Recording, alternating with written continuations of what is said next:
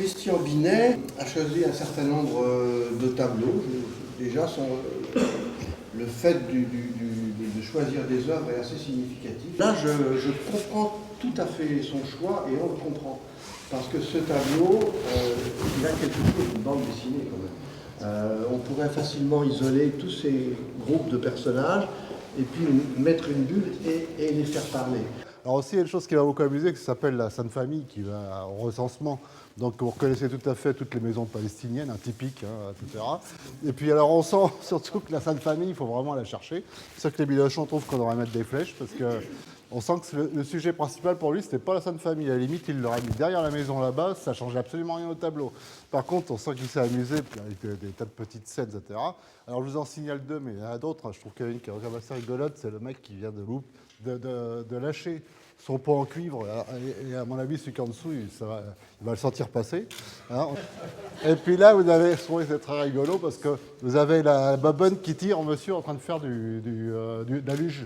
Alors toujours dans cette même ambiance de l'Europe du Nord, avec cette femme flamande, elle est accompagnée de ce chien qui a concentré toute l'attention du peintre. Et Christian Binet, lui, il a vu plein d'autres choses dans ce tableau. Quand on regarde la corpulence de la dame, on sent que c'est quelqu'un qui n'a pas beaucoup peiné, on sent qu'il y a quand même une espèce d'aisance derrière. Là, on voit le chien, effectivement, alors, elle n'a pas posé avec un bouquin, hein, elle a posé avec un chien. Hein.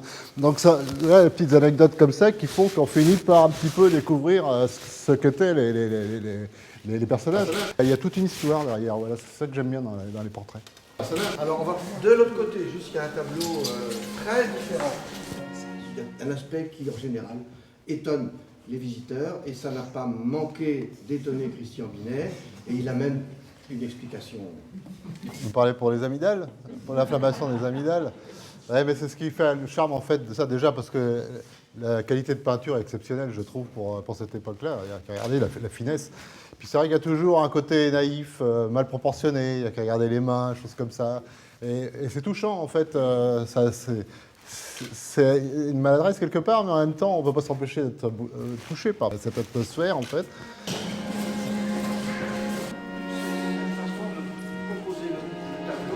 Et tout ça est plaqué de façon assez artificielle, on peut dire, sur un fond de paysage.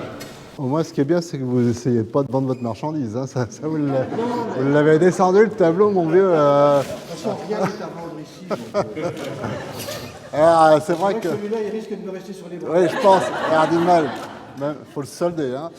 Mais je l'ai pris parce que bon, c'est exactement le genre de peinture que j'aime pas du tout. Justement, surtout... J'adore. Bon, allez, on le retire, les gars.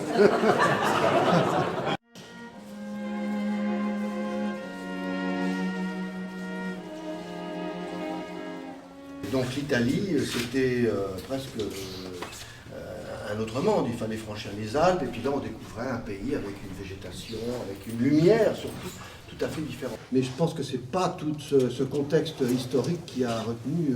Non, c'est surtout l'atmosphère et puis la composition. Je trouvais c'est quand même assez particulier cette diagonale, comme si le tableau était pas en diagonale avec une partie très sombre et une partie claire du ciel. Et puis cette maison qui vient là un petit peu pour attacher les deux morceaux du tableau en fait. Puis comme disait M. Bilochon, ça ne doit quand même pas te donner une baraque comme ça. Hein. Il n'y aurait quand même pas l'électricité, mais ils ont quand même le courant quand même. Hein,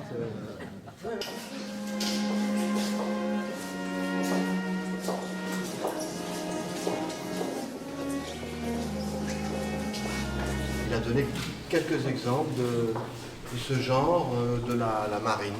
Une marine assez pure, sans aucun... Sans buvette.